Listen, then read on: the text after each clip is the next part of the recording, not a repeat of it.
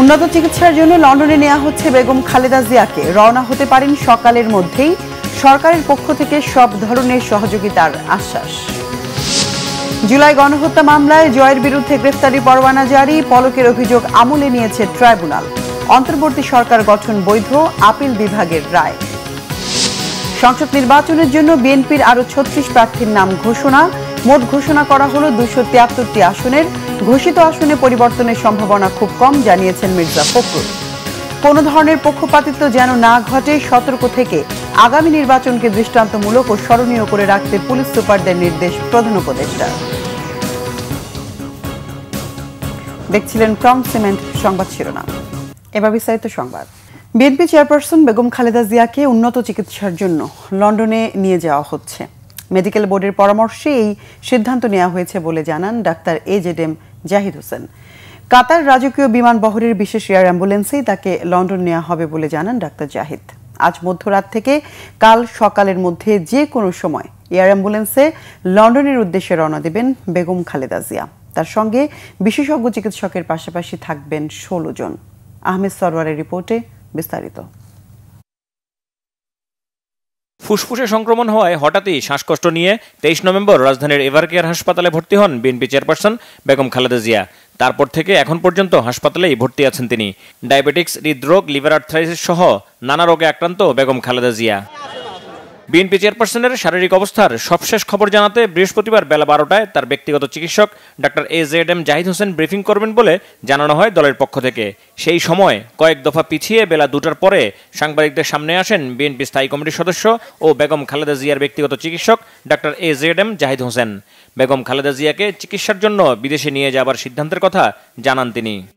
Aeronautical physicians যারা আছেন তারাও ওনার মেডিকেল বোর্ডের সদস্য হিসাবে উনি যখন বিমানে থাকবেন, যাতে ওনার যাত্রাপথ কোনো অবস্থাতেই কোনো ধরনের প্রতিকূলতার মধ্যেও যাতে ওনাকে সুস্থভাবে ওনার চিকিৎসা দেওয়া যায়, সেই লক্ষ্যেই সকল প্রস্তুতি সম্পন্ন করে আমরা ইনশাআল্লাহ আজকে মধ্যরাত্রির পরে আগামীকালকে আর্লি মর্নিংয়ের মধ্যে বাংলাদেশ থেকে ওনাকে দেশের বাইরে নেওয়া হবে মেডিকেল বোর্ডের পরামর্শক্রমে। আমরা সেজন্য আপনাদের মাধ্যমে দেশবাসীর কাছে আমরা দোয়া চাই। যাত্রাপথে বেগম জিয়ার চিকিৎসক দলের ৬ সদস্যও থাকবেন এয়ার অ্যাম্বুলেন্সে।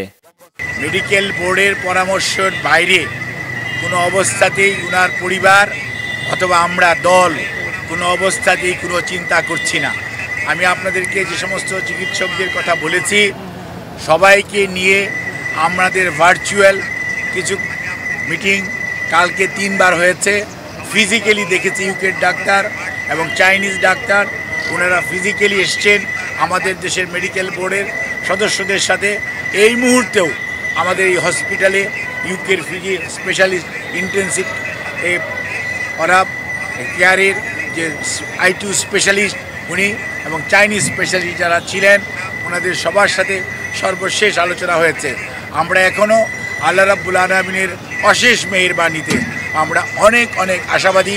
ইনশাআল্লাহ দেশনেত্রী বেগম খালেদা জিয়া, ওনার নামের আগে আমরা সবাই আপসহীন বলি, আল্লাহর অশেষ মেহেরবানিতে উনি অনেক প্রতিকূলতার মাঝেও ঘুরে দাঁড়িয়েছেন। এবারও ইনশাআল্লাহ আল্লাহর অশেষ রহমতে উনি আবারও আমাদের মাঝে ফেরত আসবেন। সবার দোয়ায় বিএনপি চেয়ারপারসন বেগম খালেদা জিয়া আবারও জনগণের মাঝে ফিরে আসবেন বলে আশাবাদ জানান ডাক্তার জাহিদ।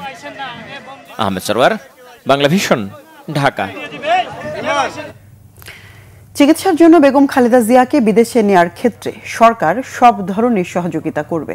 এছাড়া সাবেক প্রধানমন্ত্রী ও বিএনপি চেয়ারপারসন বেগম খালেদা জিয়াকে রাষ্ট্রের অতি গুরুত্বপূর্ণ ব্যক্তির মর্যাদা দেওয়া হয়েছে। সে অনুযায়ী রাষ্ট্রীয় সমস্ত সুযোগ সুবিধা নিশ্চিত করার কথা জানানো হয় উপদেষ্টা পরিষদের বৈঠক পরবর্তী ব্রিফিংয়ে। বৃহস্পতিবার তেজগাঁও প্রধান উপদেষ্টার কার্যালয়ে প্রধান উপদেষ্টা অধ্যাপক ডক্টর মোহাম্মদ ইউনূসের সভাপতিত্বে উপদেষ্টা পরিষদের বৈঠক অনুষ্ঠিত হয়। বৈঠকে গণপ্রতিনিধিত্ব আইন সংশোধন, পুলিশ সংস্কার কমিশন গঠন সহ বেশ কয়েকটি অধ্যাদেশের নীতিগত অনুমোদন দেয় উপদেষ্টা পরিষদ। হাইকোর্ট বিভাগের একজন বিচারপতির নেতৃত্বে ৫ সদস্যের পুলিশ সংস্কার কমিশন গঠন করা হবে। এছাড়া অন্য একটি অধ্যাদেশের নীতিগত অনুমোদনের মধ্য দিয়ে বন বিভাগের কাজ আরও সুনির্দিষ্ট করা হয়েছে। নীতিগত অনুমোদন দেয়া হয়েছে বাণিজ্যিক আদালত অধ্যাদেশের। পরে রাজধানীর ফরেন সার্ভিস একাডেমিতে পরিবেশ উপদেষ্টা সৈয়দা রিজওয়ানা হাসান, প্রধান উপদেষ্টার প্রেস সচিব শফিকুল আলম ও উপপ্রেস সচিব আজাদ মজুমদার উপদেষ্টা পরিষদে নেওয়া সিদ্ধান্তগুলোর বিষয়ে জানান। সব ধরনের সহযোগিতার আশ্বাস দেওয়া হয়েছে। বিএনপির পক্ষ থেকে যদি আনুষ্ঠানিকভাবে সহযোগিতা চাওয়া হয় সেটা সরকার করবে। আর যেহেতু সরকার আমাকে ইতিমধ্যে বিবিএমই ঘোষণা করেছে, ওনার আইন অনুযায়ী যে সুযোগ সুবিধা প্রাপ্য, সহযোগিতা প্রাপ্য সবগুলোই ওনাকে দেওয়া হবে। নির্বাচনী প্রচারণার প্রস্তুতির অংশ হিসেবে আগামী ৭ থেকে ১৩ ডিসেম্বর দেশ গড়ার পরিকল্পনা কর্মসূচি দিয়েছে বিএনপি। দলের ভারপ্রাপ্ত চেয়ারম্যান তারেক রহমান কর্মসূচিতে ভার্চুয়ালি যুক্ত থাকবেন বলে জানিয়েছেন বিএনপির সিনিয়র যুগ্ম মহাসচিব রুহুল কবির রিজভী। বেগম খালেদা জিয়ার সুস্থতা কামনায় জাতীয়তাবাদী যুব দলের আয়োজনে রাজধানীর বিভিন্ন মাদ্রাসায় পশু সদকা ও দোয়া করা হয়েছে। সকালে রাজধানীর নয়াপল্টনে বিএনপির কেন্দ্রীয় কার্যালয়ের সামনে এই অনুষ্ঠানে বিএনপির সিনিয়র যুগ্ম মহাসচিব রুহুল কবির রিজভী বলেন, বেগম খালেদা জিয়া জাতীয় ঐক্যের প্রতীক। নানা নির্যাতনেও তাকে সিদ্ধান্ত থেকে টলাতে পারেনি। পুরো জাতিসহ আন্তর্জাতিক সম্প্রদায় তার সুস্থতার জন্য দোয়া করছে। এর আগে কেন্দ্রীয় কার্যালয়ে সংবাদ সম্মেলনে রুহুল কবির রিজভী জানান, বেগম খালেদা জিয়ার সুস্থতা কামনা করে আগামীকাল শুক্রবার দেশের প্রতিটি মসজিদে দোয়া এবং প্রতিটি ধর্মীয় উপাসনালয়ে প্রার্থনা করা হবে। ৩১ দফা দলের অনেক কিছু অঙ্গীকার রয়েছে এবং আমাদের ভারপ্রাপ্ত চেয়ারম্যান বিভিন্ন সময়ে যে একটি আধুনিক রাষ্ট্র গঠনে কি ভূমিকা রাখা যায়, গোটা বিশ্বের অগ্রগতির সাথে তাল মিলিয়ে প্রযুক্তি সহায়ক মানে আমাদের কি কর্মসূচিগুলো নিলে আমরা দ্রুতই একটি দেশকে উন্নতির শিখরে নিয়ে যেতে পারবো, সে বিষয়গুলি আপনারা নিজেরাও জানেন যে বিভিন্ন সভা সমাবেশে তিনি বক্তব্যগুলো রেখেছেন। এবং সেখানে অঙ্গীকারগুলো রয়েছে যে বিএনপি ক্ষমতায় গেলে জনগণের দ্বারা নির্বাচিত হলে পরে কি উদ্যোগ আমরা গ্রহণ করব, কি কর্মসূচি আমরা গ্রহণ করব। বিএনপি চেয়ারপারসন বেগম খালেদা জিয়ার রোগমুক্তি ও সুস্থতা কামনায় দেশের বিভিন্ন জায়গায় দোয়া মাহফিল করেছে দলটির নেতাকর্মীরা। বিএনপি চেয়ারপারসনের রোগমুক্তি কামনায় দোয়া মাহফিল হয়েছে নরসিংদীতে।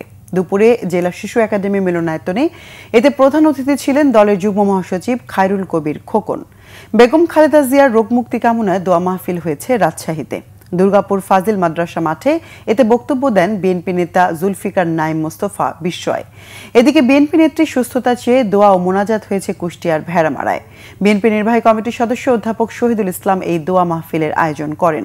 অন্যদিকে নির্বাচনী উঠান বৈঠকে বিএনপি চেয়ারপারসনের সুস্থতা কামনায় দোয়া হয়েছে সাতক্ষীরার আশাশুনিতে। এতে প্রধান অতিথি ছিলেন দলের জাতীয় নির্বাহী কমিটির সদস্য কাজী আলাউদ্দিন। বিএনপি চেয়ারপারসনের রোগমুক্তি কামনায় কোরআন খতম ও দোয়া পড়ানো হয়েছে কুমিল্লার নাঙ্গলকোটে। এতে উপস্থিত ছিলেন চেয়ারপারসনের প্রেস কোঅর্ডিনেটর শামসুদ্দিন দিদার। চেয়ারপারসনের রোগমুক্তি কামনায় দলের কেন্দ্রীয় নির্বাহী কমিটির প্রচার সম্পাদক সুলতান সালাউদ্দিন টুকুর পক্ষে দোয়া মাহফিল করেছেন জেলা মহিলা দলের সাবেক সাধারণ সম্পাদক অ্যাডভোকেট মমতাজ করিম।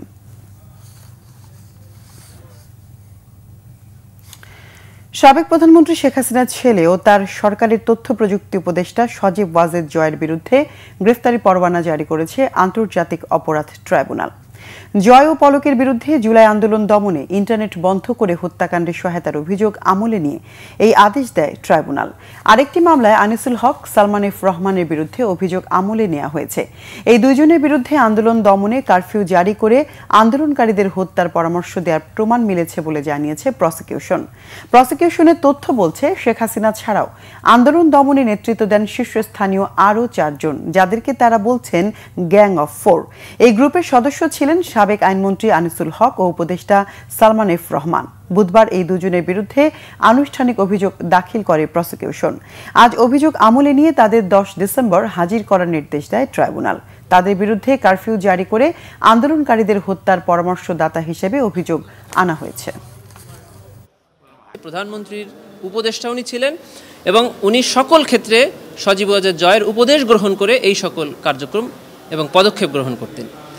আর যেহেতু আইসিটি উপদেষ্টা এবং আইসিটি প্রতিমন্ত্রী পলক সাহেব ইন্টারনেট শাটডাউন করে অপরাধ সংগঠন করেছেন এবং এই দায় ওনাদের দুজনের উপরে একইভাবে বর্তায়। এবং আমরা ডকুমেন্টে দেখিয়েছি যে ইন্টারনেট যে শাটডাউন করা হয়েছিল সেটা শুধু মৌখিক আদেশে না, এটা লিখিত আদেশে এবং মোবাইলের SMS এর মাধ্যমে, টেক্সট প্রেরণের মাধ্যমে ইন্টারনেট বন্ধ করার নির্দেশ ওনারা দিয়েছিলেন।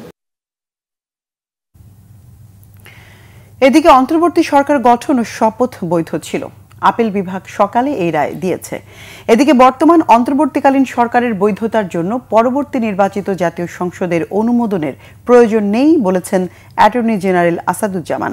সুপ্রিম কোর্টের রেফারেন্সের আলোকে অন্তর্বর্তী সরকারের নেওয়া শপথ ও গঠন প্রক্রিয়া বৈধ ঘোষণা করে হাইকোর্টের দেয়া রায় বহাল রেখেছে আপিল বিভাগ। প্রধান বিচারপতি ডক্টর সৈয়দ রেফাত আহমেদের নেতৃত্বাধীন পূর্ণাঙ্গ বেঞ্চ লিভ টু আপিল খারিজ করে দেয়। রায় বলা হয়েছে, ডক্টর মোহাম্মদ ইউনূসের নেতৃত্বে গঠিত অন্তর্বর্তী সরকারের শপথ ও গঠন প্রক্রিয়া চ্যালেঞ্জ করে দায়ের করা রিট খারিজের হাইকোর্টের আদেশ সঠিক ও যথার্থ। অন্তর্বর্তী সরকারের শপথের বৈধতা চ্যালেঞ্জ করে হাইকোর্টে রিট করেন আইনজীবী মহসিন রশিদ। আজ রায়ের পর তাৎক্ষণিক প্রতিক্রিয়া দেন অ্যাটর্নি জেনারেল।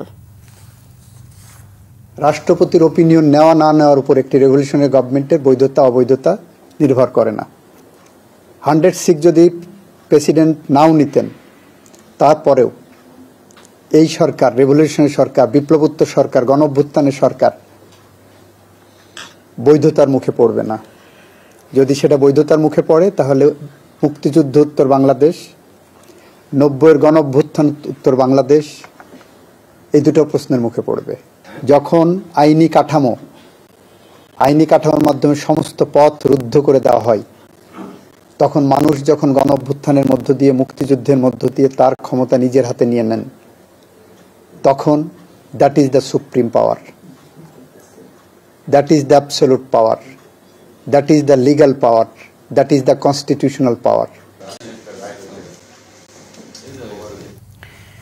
আসন্ন ত্রয়োদশ জাতীয় সংসদ নির্বাচনে তফসিল ঘোষণা নির্বাচন কমিশনের তোড়জোড়ের মধ্যে দ্বিতীয় দফায় 36 প্রার্থীর নাম ঘোষণা করল বিএনপি। এর ফলে 300 আসনের মধ্যে মোট 273টি আসনের প্রার্থী ঘোষণা করল দল। গুলশানের বিএনপি চেয়ারপারসনের কার্যালয়ে সংবাদ সম্মেলনে দলের মহাসচিব মির্জা ফখরুল ইসলাম আলমগীর জানান, যেসব আসনে প্রার্থী ঘোষণা করা হয়নি সেগুলো জোটের সঙ্গী দলগুলোকে ছেড়ে দেওয়া হবে। গোলাম মঈনুল হাসানের রিপোর্ট। প্রধান উপদেষ্টা বারবার বলে আসছেন, ত্রয়োদশ জাতীয় সংসদ নির্বাচন হবে ফেব্রুয়ারিতেই। নির্বাচন কমিশনও স্পষ্ট ইঙ্গিত দিচ্ছে, শীঘ্রই ঘোষণা হবে নির্বাচনের তফসিল। এরই মধ্যে বৃহস্পতিবার গুলশানে বিএনপি চেয়ারপারসনের কার্যালয়ে দ্বিতীয় দফায় মনোনীত প্রার্থীদের নাম ঘোষণা করল বিএনপি। আমরা গতবার এই আসন্ন নির্বাচনের জন্য আমাদের দলের পক্ষ থেকে আমরা আমাদের মনোনয়নের 237টি আমরা আসনে প্রার্থী ঘোষণা করেছিলাম। আজকে আমরা আরও 36টি আসনে আমরা আপনার নাম ঘোষণা করছি এবং আরও অনেকগুলো থেকে যাচ্ছে, বোধহয় 20-25টার মতো থেকে যাবে। সংসদীয় আসনে প্রার্থী ঘোষণার বিষয়কে ছাপিয়ে সংবাদ সম্মেলনে আলোচনার কেন্দ্রে আসে বিএনপির চেয়ারপারসন বেগম খালেদা জিয়ার বিদেশ যাওয়ার বিষয়টি। ইতিমধ্যেই ডক্টরসদের যে বোর্ড হয়েছে, যুক্তরাজ্য থেকে এসেছিলেন ডক্টর রিচার্ড, এবং আপনার চীন থেকে 2টি টিম এসেছিল তারা, এবং আমাদের স্থানীয় ডক্টররা in consultation with UK doctors এবং ইউএসএর জন হপকিন্সের হসপিটাল ডাক্তারের সঙ্গে পরামর্শ করে তারা আমাদের দেশনেত্রী বেগম খালেদা জিয়াকে যুক্তরাজ্যের একটি উন্নত হাসপাতালে নেওয়ার সিদ্ধান্ত নিয়েছেন।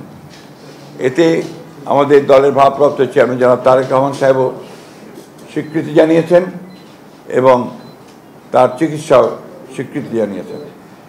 যেসব আসনে প্রার্থী ঘোষণা হয়েছে সেগুলিতে পরিবর্তনের সম্ভাবনা খুব কম বলেও জানান বিএনপি মহাসচিব। অ্যালায়েন্সের সঙ্গে যারা আছেন তাদেরগুলো এবং আমাদের 2-1টা আপনার ডিসিশন।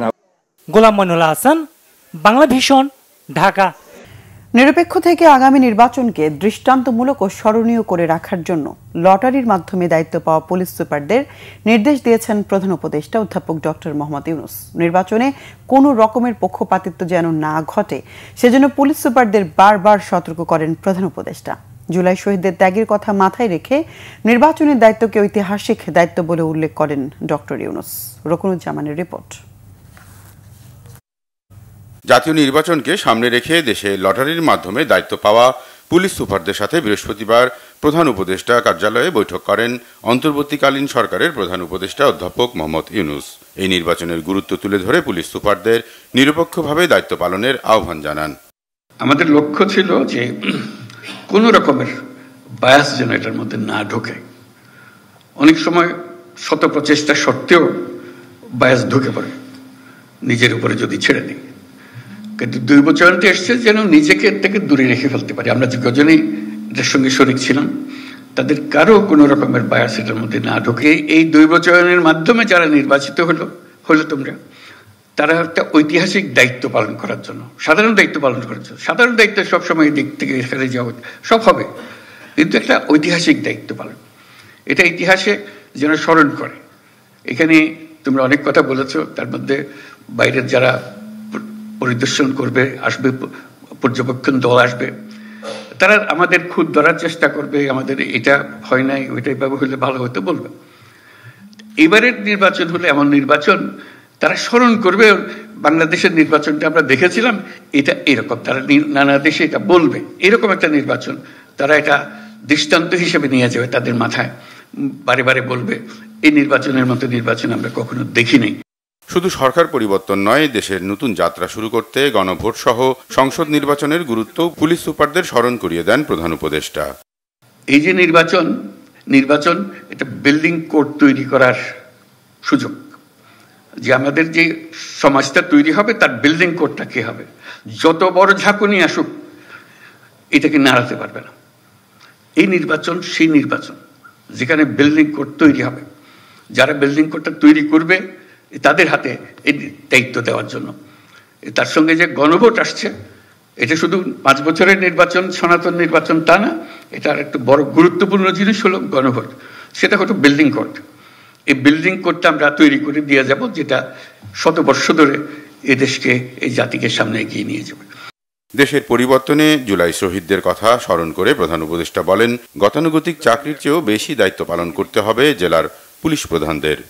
সে আনাজের বক্তব্য আমাদের কর্তব্য ঠিক করে দিয়ে গেছে, আমরা বসে থাকবো না।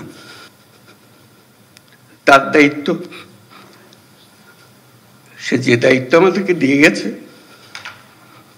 সেটা আমরা গ্রহণ করলাম। সে জেনে শুনে গেছে, বলছে যদি ফিরে না আসি আমাকে মাফ করে দিও। সে ফিরে আসে নাই, আমাদেরকে দায়িত্ব দিয়ে গেছে। সেই কাপুরুষের মতো বসে থাকতে চাইনি, আমরাও কাপুরুষের মতো বসে থাকতে চাইনি। আমরা তার স্বপ্ন বাস্তবায়ন করতে চাই, এটি আমাদের দায়িত্ব। আমার পক্ষে রকুনুজ্জামান, বাংলা ভিশন, ঢাকা। নির্ভুলভাবে কাজ করা সম্ভব। পর্যাপ্ত গ্যাসের অভাবে গত 4 মাস ধরে উৎপাদন পুরোপুরি বন্ধ দেশের বৃহত্তম নরসিংদীর ঘোড়াশাল তাপবিদ্যুৎ কেন্দ্র। 3 বছর ধরে অচল অবস্থা থাকায় পর্যায়ক্রমে কেন্দ্রের সবকটি ইউনিটই বন্ধ হয়ে গেছে। রাষ্ট্র বঞ্চিত হচ্ছে 1380 মেগাওয়াট বিদ্যুৎ থেকে। সংশ্লিষ্টরা বলছেন, কেন্দ্রটি চালু করতে জেলার মনোহরদী থেকে বিদ্যুৎ কেন্দ্র পর্যন্ত তিতাস গ্যাসের আলাদা একটি গ্যাস লাইন নির্মাণের প্রকল্প অনুমোদনের জন্য সংশ্লিষ্ট মন্ত্রণালয়ে পাঠানো হয়েছে। নরসিংদীর প্রতিনিধি লক্ষণ বর্মনের তথ্য ছবিতে ডেস্ক রিপোর্ট। দেশের বৃহত্তম ঘোড়াশাল তাপবিদ্যুৎ কেন্দ্র 1974 সালে উৎপাদনে আসে। বিদ্যুৎ কেন্দ্রের 1, 2 ও 6 নম্বর ইউনিটের মেয়াদ শেষ হয়ে যাওয়ায় বহু আগেই কর্তৃপক্ষ স্থায়ীভাবে বন্ধ ঘোষণা করেন। বর্তমানে 3 নম্বর ইউনিটটিও রক্ষণাবেক্ষণের কারণে সাময়িক বন্ধ। আর সবশেষ 4, 5 ও 7 নম্বর ইউনিট পুরোপুরি সচল থাকলেও সরকারের সিদ্ধান্তে এই কেন্দ্রগুলোতে গ্যাস সরবরাহ না থাকায় বর্তমানে উৎপাদন বন্ধ রয়েছে। এতে কারখানার যন্ত্রাংশ যেমন নষ্ট হচ্ছে, তেমনি আর্থিকভাবে ক্ষতিগ্রস্ত হচ্ছে সরকার ও বিদ্যুৎ কেন্দ্রে কর্মরত শ্রমিক কর্মচারীরা। আমাদের যেসব যন্ত্রগুলো আছে আমরা ব্যবহার করি, এইসব যন্ত্রগুলো দীর্ঘদিন অব্যবহৃত থাকলে এগুলোর উপরে হ্রাস করে যায়, নষ্ট হয়ে যায়, ব্যবহার অনুপযোগী হয়ে যায়। প্রধান উপদেষ্টা এবং বিদ্যুৎ উপদেষ্টা ওনাদের দৃষ্টি আকর্ষণ করতেছি, ওনারা যেন আমাদের বিদ্যুৎ কেন্দ্রটি সচল করে এই নতুন গ্যাস লাইন দিয়ে। আমাদের এখানে গ্যাস সংকটের জন্য ক্রমান্বয়ে গ্যাস বিদ্যুৎ কেন্দ্রগুলি আস্তে আস্তে অচল হয়ে গেছে। ঘোড়াশাল বিদ্যুৎ কেন্দ্র 1086 মেগাওয়াট বিদ্যুৎ উৎপন্ন হতো, সেখানে বর্তমানে আমরা 0 মেগাওয়াটের অবস্থায় আছি।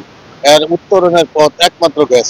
এদিকে তাপবিদ্যুৎ কেন্দ্রটি লাভজনক উল্লেখ করে প্রধান প্রকৌশলী জানিয়েছেন, কেন্দ্রটি চালু করতে জেলার মনোহরদী থেকে বিদ্যুৎ কেন্দ্র পর্যন্ত তিতাস গ্যাসের আলাদা একটি গ্যাস লাইন নির্মাণের প্রকল্প অনুমোদনে সংশ্লিষ্ট মন্ত্রণালয়ে পাঠানো হয়েছে। ব্যয় ধরা হয়েছে 550 কোটি টাকা।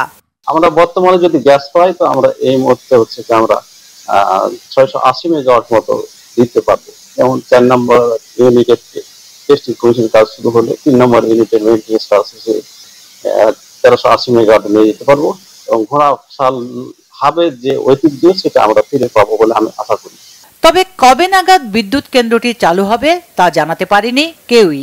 সংশ্লিষ্টরা মনে করেন, পুরনো গ্যাস লাইনের সরবরাহের পাশাপাশি নতুন প্রস্তাবিত গ্যাসের সঞ্চালন লাইনটি দ্রুত চালু করা গেলে দেশের বৃহত্তম এই তাপবিদ্যুৎ কেন্দ্রটি পুনরায় বিদ্যুৎ উৎপাদনে সক্ষম হবে। Bangla vision news desk. Chittagong বন্দরের নিউ মোরিং কন্টেইনার টার্মিনাল পরিচালনায় চট্টগ্রাম বন্দর কর্তৃপক্ষের বিদেশি কোম্পানির সঙ্গে চুক্তির চলমান প্রক্রিয়ার বৈধতা প্রশ্নে জারি করা রুলে দ্বিধা বিভক্ত রায় দিয়েছে হাইকোর্ট। 2 সদস্যের বেঞ্চের জ্যেষ্ঠ বিচারপতি চুক্তি প্রক্রিয়া অবৈধ বলেছেন, অন্যদিকে জুনিয়র বিচারপতি বৈধ ঘোষণা করেছেন। এই রায়ের ফলে এই মুহূর্তে কন্টেইনার টার্মিনাল পরিচালনায় বিদেশি কোম্পানির সঙ্গে চুক্তির প্রক্রিয়া চালানো যাবে না বলে মত দেন রিটকারীর আইনজীবীরা।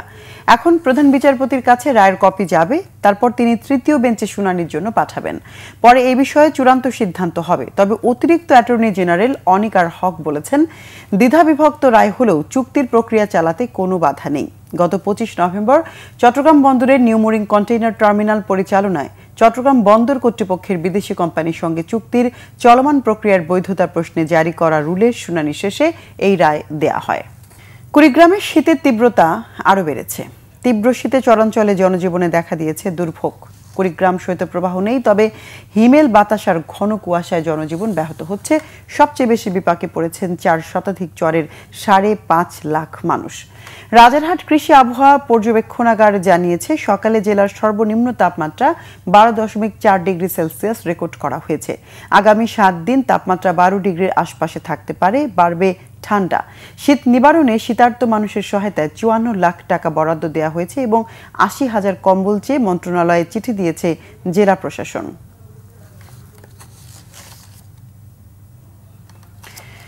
লালমনিরহাটের পাটগ্রাম উপজেলার শমশেরনগর সীমান্তে বিএসএফ এর গুলিতে এক বাংলাদেশি নিহত হয়েছে।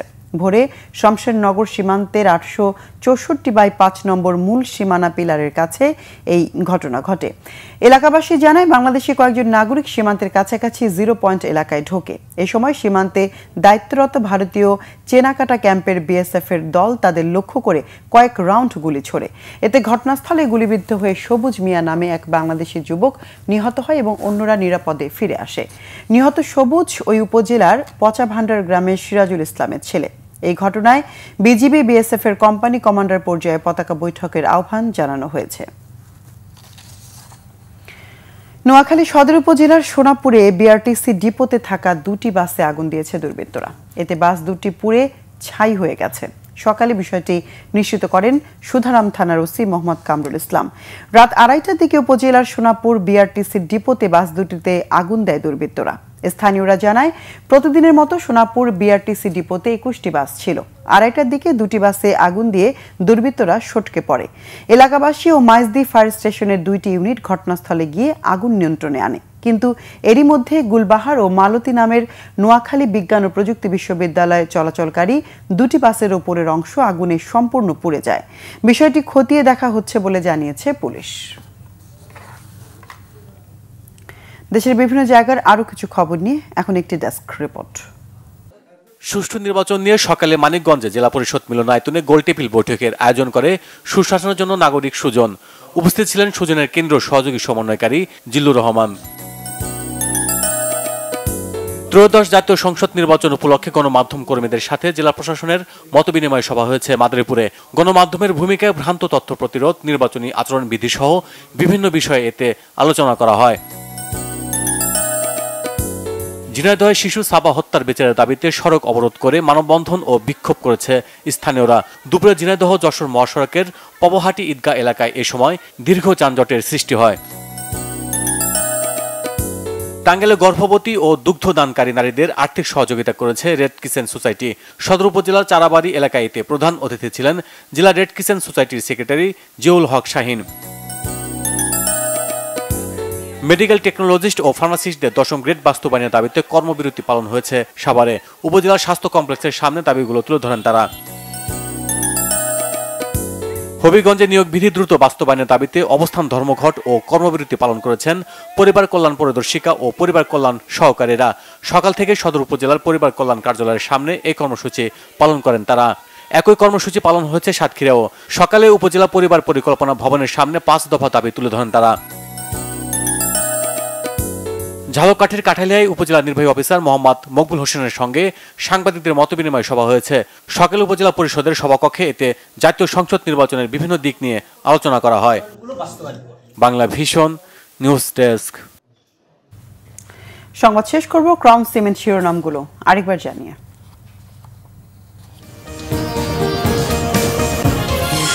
উন্নত চিকিৎসার জন্য লন্ডন নেওয়া হচ্ছে বেগম খালেদা জিয়াকে। রওনা হতে পারেন সকালের মধ্যেই। সরকারের পক্ষ থেকে সব ধরনের সহযোগিতার আশ্বাস। জুলাই গণহত্যা মামলায় জয়ের বিরুদ্ধে গ্রেফতারি পরোয়ানা জারি। পলকের অভিযোগ আমলে নিয়েছে ট্রাইব্যুনাল। অন্তর্বর্তী সরকার গঠন বৈধ, আপিল বিভাগের রায়।